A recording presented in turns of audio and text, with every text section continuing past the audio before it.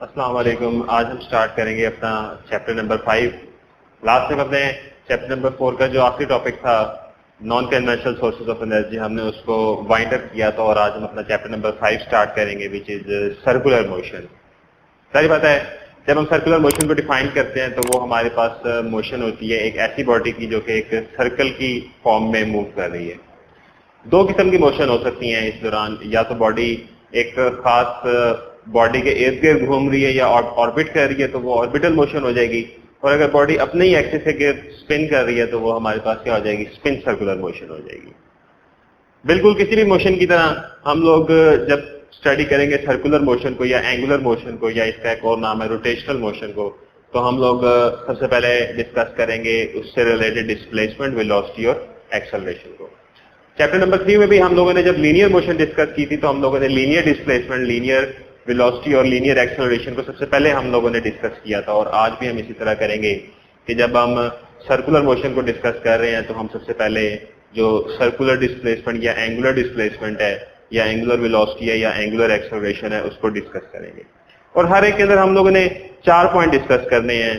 हमने उसको डिफाइन करना है, हमने इस डायग्राम की मदद से एग्जांपल के तौर पे ली हुई है, इसकी इक्वेशन भी बनानी है, और उसके बाद एसआई यूनिट, और एट द एंड क्योंकि ये हमारे पास सारी वेक्टर क्वांटिटीज हैं तो एट द एंड हम इनकी डायरेक्शन को भी किसी खास रूल के मुताबिक डिस्कस करेंगे। ठीक हो गया।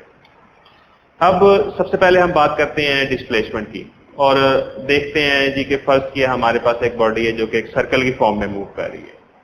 अगर ये इस सर्कल के अंदर मूव करते हुए ए से बी की तरफ जाती है तो ए से लेकर बी तक इसने जो डिस्टेंस कवर किया है हमारे पास लीनियर, लेट से वो हमारे पास एस है, और इस सर्कल के रेडियस लेट से आर है, तो हमारे पास इन दोनों पॉइंट्स के दरमियान में जो एंगल बन रहा है, जाहिर बात है ये हमारे पास एक नई क्वांटिटी को शो करेगा विच इज एंगुलर डिस्प्लेसमेंट। जाहिर बात है अगर हमारे पास एस की वैल्यू बढ़ती है और बॉडी यहाँ से यहाँ पे जाती है तो इसके साथ साथ हमारे पास जो थीटा है वो भी हमारे पास क्या हो जाएगा, पहले से इंक्रीज हो जाएगा। इसका मतलब है कि थीटा की वैल्यू मेजर कर रही है कि एस की वैल्यू कितनी ज्यादा या कितनी कम हो रही है।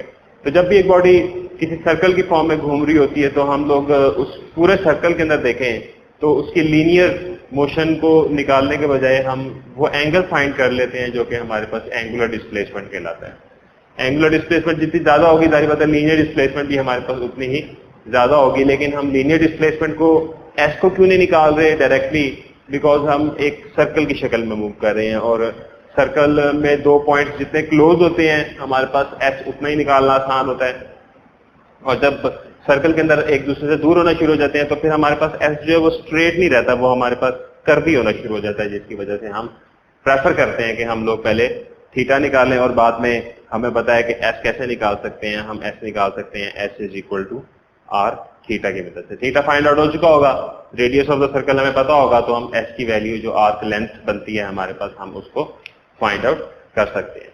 ऐसा बिल्कुल नहीं होता कि हमारे पास एंगुलर मोशन स्टार्ट हो गई है तो इसका मतलब ये नहीं है कि लीनियर मोशन जीरो हो गई है। लीनियर मोशन अभी भी एग्जिस्ट कर रही होती है तो ऐसे पॉइंट्स के दरमियान में जो कि एक दूसरे के बहुत ज्यादा क्लोज हैं। फॉर एग्जाम्पल अगर मैं कहता हूँ जी कि ये हमारे पास सर्कल का एक हिस्सा है और मैं बहुत ही दो क्लोज पॉइंट लेता हूं, तो इन दो क्लोज पॉइंट के दरमियान में जो लाइन है it is almost a straight line. इसका मतलब है कि इन दो पॉइंट्स के दरमियान में अभी भी लीनियर मोशन हो रही है। तो मैं इनको मजीद क्लोज कर दूंगा तो और लीनियर हो जाएगा, मजीद क्लोज कर दूंगा और क्लोज करते करते एक ही पॉइंट बना दूंगा तो हमारे पास इस सिंगल पॉइंट के ऊपर जो क्वांटिटी एग्जिस्ट कर रही होगी वो हमारे पास अभी भी लीनियर क्वांटिटी होगी। तो हमारे पास लीनियर डिस्प्लेसमेंट भी इधर एग्जिस्ट कर रही है, यहाँ पे लीनियर वेलोसिटी भी और लीनियर एक्सेलरेशन भी डिस्कस करेंगे जो कि टेंजेंशियल और सेंट्रीपिटल फॉर्म के अंदर हमारे पास यहाँ पे अभी भी मौजूद होगी।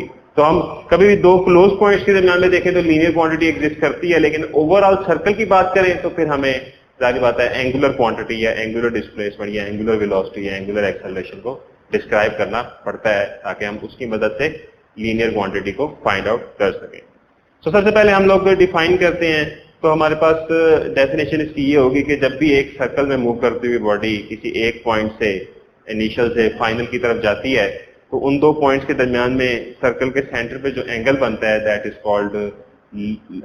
Called angular displacement. ठीक है, और अगर हम इसकी इक्वेशन बनाना चाहें तो हम एक और सर्कल बनाते हैं और उसकी मदद लेते हैं और हम कहते हैं जी कि लेट से बॉडी यहाँ से यहां तक गई है तो मेरे पास जो एंगुलर डिस्प्लेसमेंट होगी वो मेरी ये होगी, ठीक होगा यहां तक। लेकिन जारी बात है हमारे पास इनिशियल और फाइनल पॉइंट का जो थीटा है वो हम एक रेफरेंस लगा लेते हैं और उसकी मदद से मेजर करते हैं। हम कहते हैं जी लेट से अगर ये पॉइंट ए है और ये पॉइंट बी है तो ये मेरे पास पहले पॉइंट का एंगल होगा और ये मेरे पास क्या होगा, दूसरे पॉइंट का एंगल होगा। और अगर हम इस डायग्राम से देखें तो हमारे पास थीटा क्या आता है, ये आता है हमारे पास θ2 माइनस θ1। इसका मतलब है कि फाइनल पॉइंट की एंगुलर डिस्प्लेसमेंट को इनिशियल पॉइंट की एंगुलर डिस्प्लेसमेंट से सब्ट्रैक्ट करोगे तो हमारे पास इन दोनों पॉइंट्स के दरमियान में आने वाली एंगुलर डिस्प्लेसमेंट थीटा हमारे पास निकल आएगी। तो ये हमारे पास क्या होगी, ये इसकी इक्वेशन हो गई।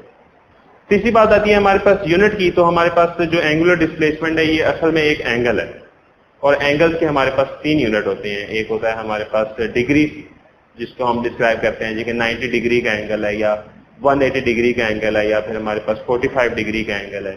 तो हमारे पास पहला जो यूनिट होता है एंगल का वो हमारे पास होता है डिग्रीज।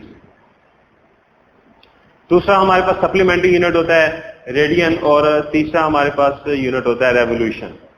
लेकिन इन तीनों में से जो ऐसा यूनिट होता है वो हमारे पास रेडियन होता है। तो हमारे पास जो ऐसा यूनिट इसका होगा वो हमारे पास रेडियन होगा। तो जब भी हम मेजर करेंगे, और रेडियन हमें पता है कि एक डायमेंशन लेस क्वांटिटी है, लेकिन ऐसा यूनिट है तो हम लोग जो थीटा का या एंगुलर डिस्प्लेसमेंट का ऐसा यूनिट आप इस्तेमाल करेंगे फ्रॉम नाउ एंड ऑनवर्ड, वो हमारे पास रेडियन होगा।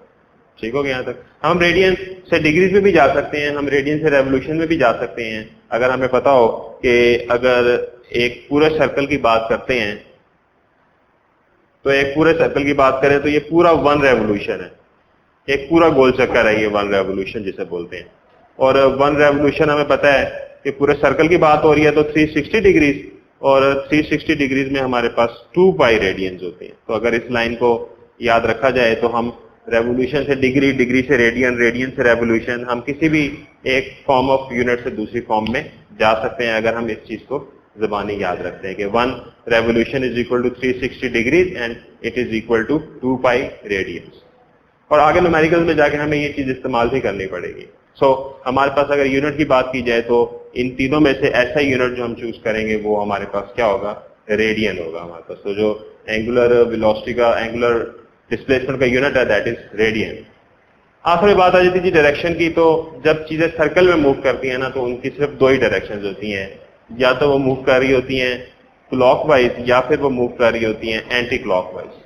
तो इन 2 के अलावा इनकी असल डायरेक्शन यही 2 होती हैं, क्लॉकवाइज या फिर एंटी क्लॉकवाइज। लेकिन जब हम बात करते हैं जो वेक्टर ड्रॉ करना है एरो की शक्ल में उसकी, तो जाहिर बात है उसको ड्रॉ करने के लिए हमें राइट हैंड रूल यूज करना पड़ता है। लेकिन उससे पहले हम एक चीज देखते हैं which is called axis of rotation.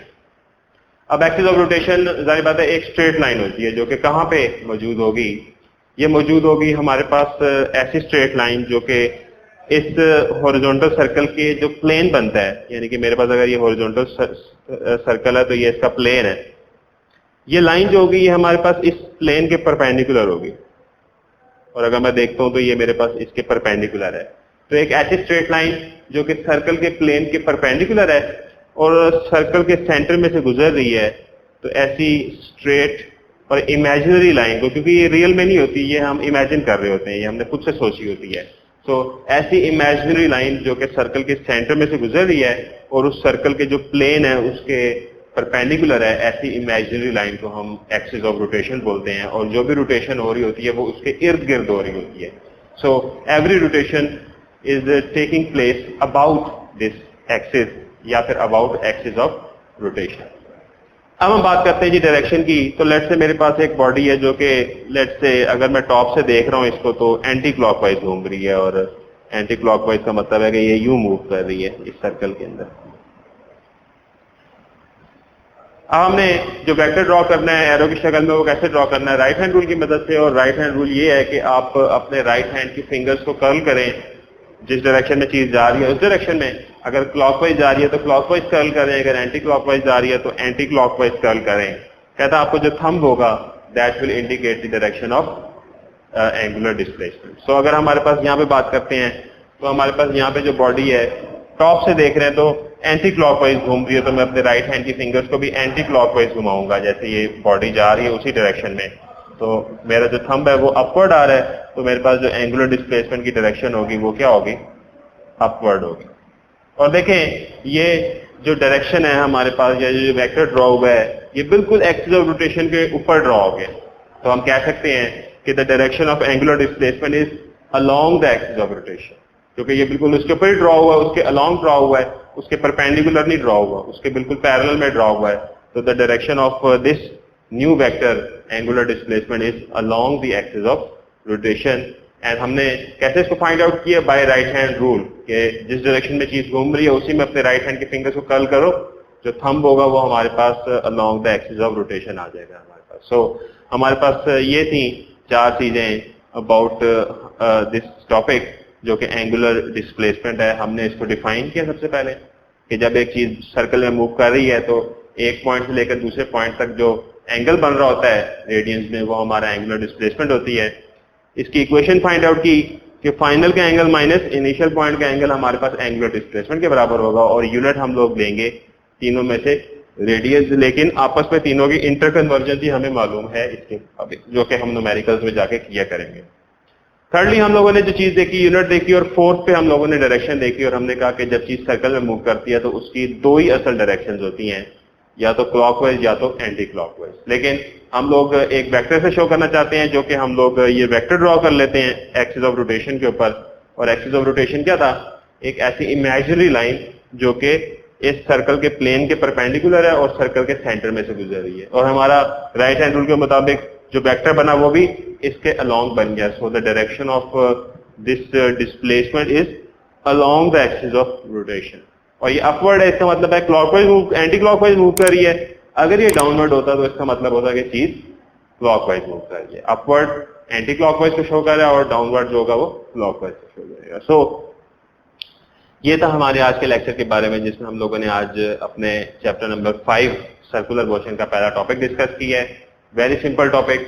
जो 4 चीजें हम लोगों ने आज डिस्प्लेसमेंट के बारे में डिस्कस की हैं, कल हम वही चीजें वेलोसिटी और एक्सेलरेशन के बारे में भी डिस्कस करेंगे, उनको शॉर्ट आउट करेंगे। तो हमारे पास आज के लेक्चर के बारे में और इन खास तौर पे इन 4 पॉइंट्स के बारे में अगर आपको कोई भी क्वेश्चन है तो आप लोग जरूर पूछिएगा, और इसके बारे में कोई भी चीज आप लोग कंफ्यूज हो तो जरूर बताइएगा। Thank you.